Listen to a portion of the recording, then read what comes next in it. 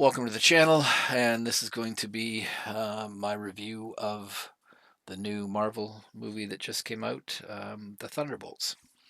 So it's just opened in theaters this weekend. I just got back from seeing it, so I thought I would share some thoughts on the movie. So is it great? Does it save Marvel? No. Is it good? Would I watch it again? Yeah. I don't think I'd go to a theater and pay to see it again, but I would watch it again. Probably when it hits the Disney streaming services. Um, yeah, it's not horrible. I've seen some people giving reviews of it, and they don't seem to like it so much. I kind of think that they are. I don't know if they saw the same movie as me. They talk about uh, that it's all about mental health and stuff. I don't see that. Maybe their definition of mental health is different than mine. Really, the only character that you could say has mental health issues is villain slash hero Bob. But other than that, mainly the members of the team um, have to relive. If they touch Bob, he throws them back into their past, and usually it's into some painful episode. So they go through and relive that episode. I don't really call it mental health, but basically they're having a hard time getting past that episode in their past, and that's a struggle for them. So, Florence Pugh here that plays Elena. She was a Black Widow, did a lot of bad things, killed a lot of people. She has a flashback to sort of her first kill, where she's used as bait to kill another young girl as part of her training. Not her fault. I don't know. You know, she regrets it, and it's part of the past that haunts her. But is that mental health? I don't know. Same for John Walker. Was Captain America. And he freaked out when a friend of his was killed and killed somebody on camera, so they stripped him of that title. You see a flashback from him where he's looking at a story about himself losing Captain America while ignoring his child. His wife comes in and they fight, and so we learn later on that his wife took the child and left him, which he never admits to, even though he's asked a couple times about his family. Anyways, again, is that mental health? I guess I don't know what the mental health means. He's got regrets that he did that. He feels bad that he did that. Um, Having difficulty that that's happened, but that's kind of about it. So, what do I give it? Out of 10, maybe 7.5, maybe a little bit above that. Um, yeah, I enjoyed it. I would see it again. Um, so why the rating for that? So the good is the cast. The cast is very good. I really liked their performances. I like them pretty good. The weakness or the bad is the story. The story has some weaknesses, major flaws, whatever you want to call it. It's not as good as it could have been. But so I didn't particularly like the ending. I thought it was kind of stupid. Not really, stupid's the wrong word. Um, just that the way it ends with them going through these rooms in the void. Thought it was kind of dumb. Um, what else didn't I like about the story? There's no real sort of villain in the show, and that's always the best part of any Marvel or DC movie or story is having a sufficiently scary or problematic uh, bad guy. And in this case, it's Bob's subconscious or other part of him or dark side. And I don't know, it's like there's no, I guess you get a feeling at one point that when the team here takes on Bob and doesn't do very well, kind of maybe they want to trigger hopelessness in you, but I didn't really get that. I didn't really get this horrible. I mean, there's a little bit when he starts sort of shadowing people, but actually, all it does is put those people into the void, and they eventually, when they sort of stop Bob, they all come back, no problems whatsoever. So how, again, you're not like Thanos where you know that if he snaps his fingers, he's gonna get rid of half the population in the universe. That's kind of scary, terrifying, and he's such a uh, strong character. But I mean, the villain in this show is also one of the heroes. So his dark side is, yeah, they could have done better than that. What else? Well, the other thing is like about the story is who are these people? Um, it really depends on have watched you having an Apple or Disney Plus subscription and watching a bunch of other shows, because otherwise, who are these people? The only people you really know is Bucky Barnes, Sebastian Stan's character, because he was in, you know, Captain America: The First Avenger, The Winter Soldier, Infinity Wars, Civil War, Endgame.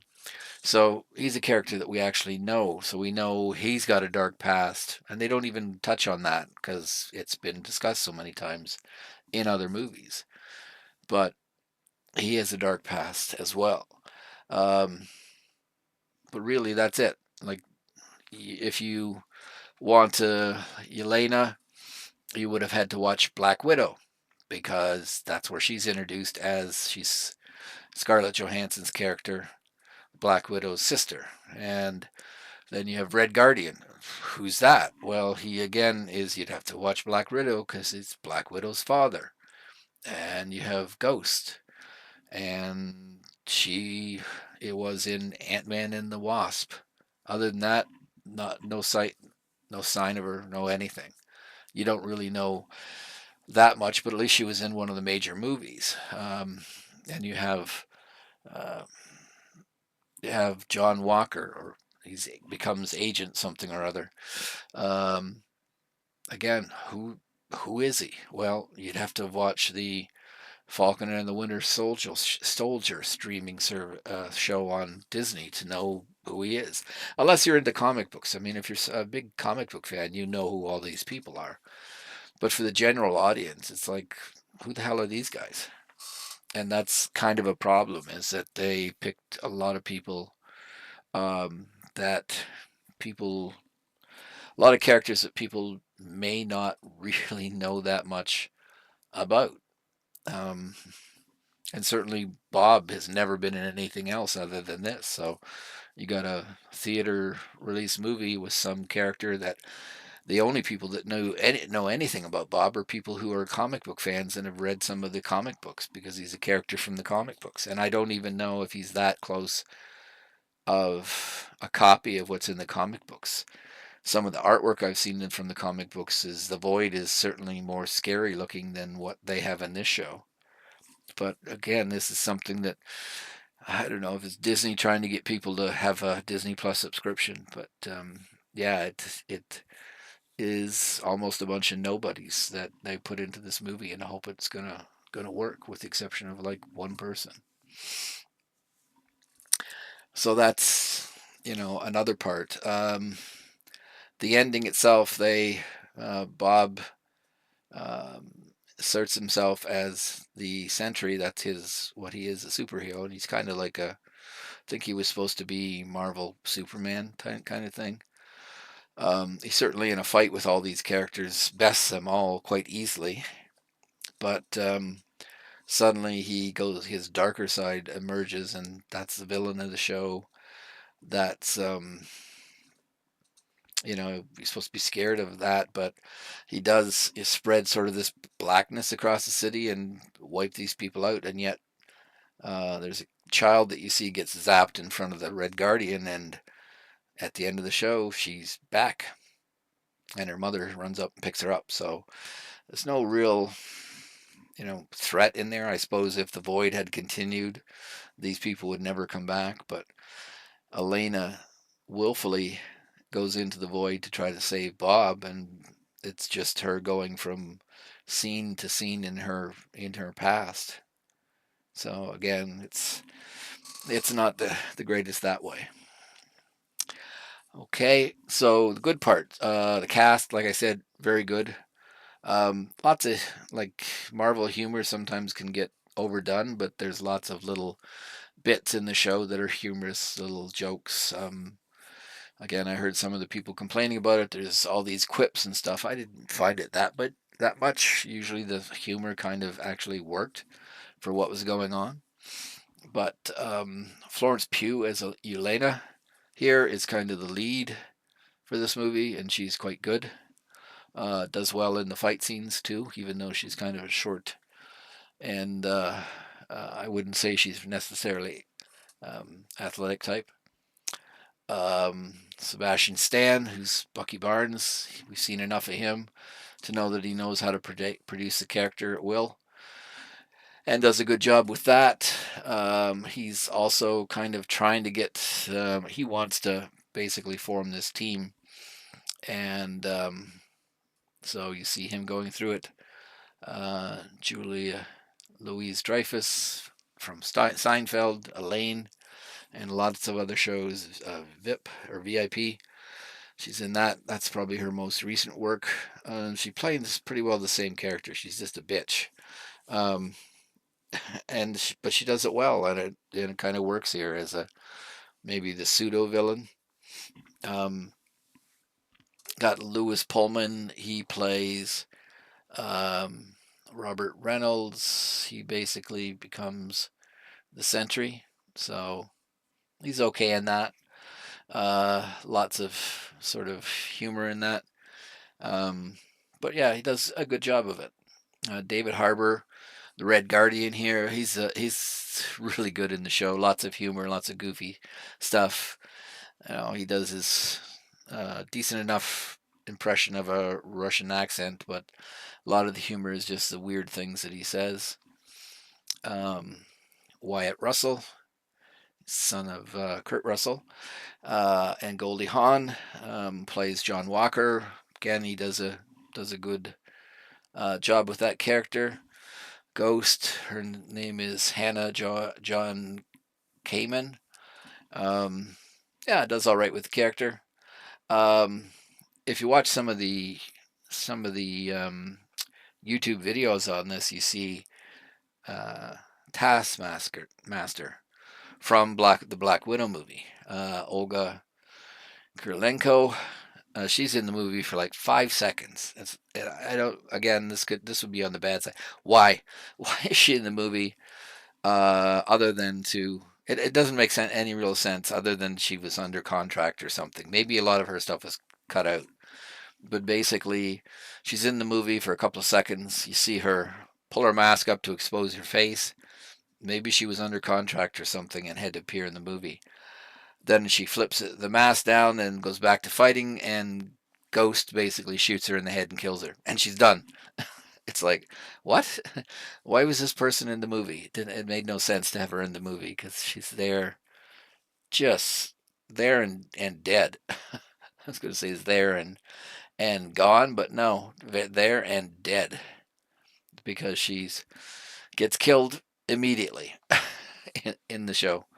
So yeah, that's a bad thing. But other than that, the cast works together good. Um, I mean, I guess maybe the fact that they have done some of the other Disney shows is they understand how things work and they're able to pull it together pretty quick in the show. Um, it's got some good fight scenes in it. Not a huge amount, surprisingly, for some of the stuff. A lot of talking in the movie.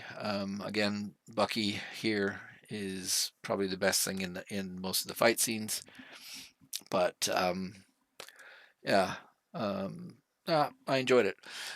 So quick overrun the story. Um, Spoiler alert: if you don't want to get any spoilers, you should stop now. But we have um, basically we have Florence Pugh's character Yelena starts off. She's kind of questioning her existence, um, and she doesn't feel fulfilled with what she's doing. She's working for um, Julie Dreyfus, Julie Louise Dreyfus's character, Valentina de Fontaine, who was running this company and then becomes head of the CIA. And we saw that at some of the other, I think it was in Black Widow that you kind of see that she's moved up the food chain. But she's questioning what she's there for, what's the point of life, that kind of thing. So she's a little depressed. Maybe that's the mental health thing that people talk about, why they didn't like the movie. But she goes to a place in Singapore. She's supposed to destroy a bunch of notes and stuff. You see some good fight scenes where she breaks into the place, and then she needs to gain access to a particular room. You can kind of see behind her in one scene something that comes later in the movie, which is a guy sitting on a table and then the shadow of outlines of two other people. But finally, she gets to the point where some scientist walks in with a gun. Why would a scientist have a gun? I don't know. There's kind of one of the inconsistencies. But anyways, he starts shooting at her.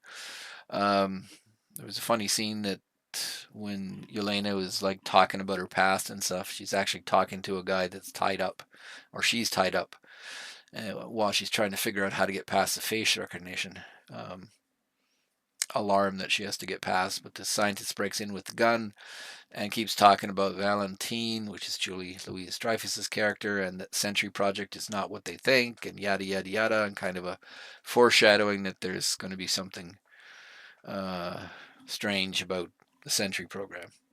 But he dies kind of accidentally. I don't think Elena kills him, but he ends up dead anyways. And so Elena can't get into the room, so she simply sets a explosive and walks out. Um, she again is doubting her mission. She goes to talk to her father. Her father's just kind of a slob at home. He runs a limo business. Again, part of the funny part that David Harbour brings as Red Guardian. But she's trying to find some meaning to it, and he just tells her to keep working at it. It's nothing wrong with being a hero. Well, she doesn't feel very hero-like, but anyways, she phones Valentine, Dreyfus's character, to say that she'll take another assignment, but it's going to be her last. So, excuse me. What happens is that she gets sent to this hilltop lab. Um, she is when she's there, she's supposed to follow. She sees ghosts levitate through the walls, which is what Ghost does. Um, she has to follow her in, and she's trying to find out what she wants to do there, and then kill her if need be. When she goes in, she runs into John Walker's character, who starts shooting at her because he's been given the assignment to kill her. Taskmaster shows up. Of course, Elena knows who she is, but Taskmaster says, "I'm not here for you," and she starts chasing Ghost, who then is going after John Walker. So basically, they find out or figure out that Dreyfus's character is sent them all in there to kill each other, basically. And then she's going to trigger a blast furnace to wipe out all the evidence of what this other company that she was the head of, who was experimenting on humans, and that's where Bob comes in. He was one of the experiments that actually lived. None of the other ones did. And they were feeding him some version of the super soldier serum. So how many bloody versions are there? And this one is supposed to be super duper whatever, like the what do they call it? Power of 1,000 suns or some stupid thing. That's another stupid thing about the Marvel in general is they keep upping the score of the characters. So we start off with Thor, who's supposed to be a god. So you think, okay, he's the most powerful. No, next week it's this guy that's more powerful, and then this guy's more powerful, and Thanos is more powerful, then Captain Marvel's more powerful. And it's like they just keep shifting the chairs all the time to see who's in the going to sit at the front. Um, it takes a bit of it away in that um, they don't really seem to know what to do with all. They have all these characters. They want to introduce all these characters, but they all have different power levels, and they have to uh, sort of build them up or put them in a list of A to Z kind of thing. But the problem is, then they have a movie, and you sit there wondering in the movie, hey, wait a minute, where's Captain Marvel? She should be here. Or where's the Hulk? Or where's Thor? Or whatever. And then they have to give some really sad ass answer to why they're not there. Because they would be there because they live in New York and this is happening in New York, or they're living here, or they're monitoring the problems that happen in the world, so they should see it. So, you get into that kind of stuff too. Anyways, the team, after trying to kill each other, or all the members, uh, discover Bob, and turns out he was part of the evidence they're trying to get rid of because Valentine Dreyfus's character doesn't understand that her experiments actually worked and created the Sentry, the super guy, Marvel's version of Superman. Although there's supposed to be another guy that's again Superman-like, only he's closer to Superman because he comes from another planet. But we haven't seen him yet. I suppose at some point we're going to see him. Maybe, I don't know. It'll just be another face that Marvel throws up against the fridge to see if it sticks. But they do manage, even though they don't trust each other, they do manage to escape this building that has been specially designed to kill them all. A ghost tries to vibrate through the walls, and there's something that stops her, so they figure out a way to get out just in time. But then they have to climb up a long shaft, and so there's kind of a funny scene where they work together to get up the shaft till they get to the top, and then they can't figure out how to get from each back to back to back in the shaft. It's a circular shaft. That if one of them reaches up, all the rest of them are going to fall. So they manage to do it anyways. Now Yelena saves Bob, who's falling down the shaft, and start to build sort of a relationship because they both feel that they have a shared pain in their background kind of thing. But anyways, they get out. They're trying to get away with Bob. Bob decides he's got to help, keeps wanting to help. I don't know why, but he decides he's going to help. So he goes back when they're about to drive away in a truck. He goes back to distract all the guards so they can get out. And the guards start shooting at him. And of course, he's Sentry, so he ends up not being hurt by the bullets. And then he flies up into the sky until he passes out and then crashes to Earth, where they wrap him up and decide Julie Louise Dreyfus character appears and figures out that her program to experiment on humans worked, and she's going to make use of Bob, because in the background they're trying to impeach her. I don't know if you can impeach a director of the CIA. Why don't you just fire them? Anyways, that's happening in the background, and she figures if she's got Sentry, then she can pretty well tell everybody what to do because he's again all powerful. Yada yada yada.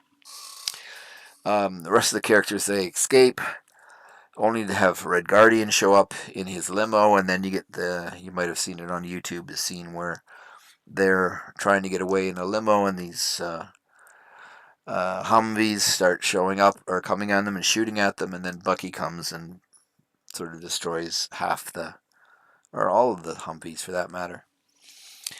And then he tries to talk these different people, very different people with different powers, to work together to help him basically save the world. There's a woman on Dreyfus's staff who's working with Bucky. He reaches out to her at a party and tells her that she has to decide what side she wants to be on. So she's telling him that Bob is, in New York, and Dreyfus is working with them, and they need to come and save everybody, kind of thing, which they do. Come to New York, they get into a fight with Bob. Bob, like basically just wipes the floor with them.